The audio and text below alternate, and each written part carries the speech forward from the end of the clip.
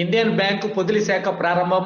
పొదిలి పట్టణం దర్శి రోడ్లోని బాలికల ఉన్నత పాఠశాల సమీపంలో మంగళవారం నాడు ఇండియన్ బ్యాంకు పొదిలి శాఖను field general manager Ganesan Raman లాంఛనంగా ప్రారంభించారు.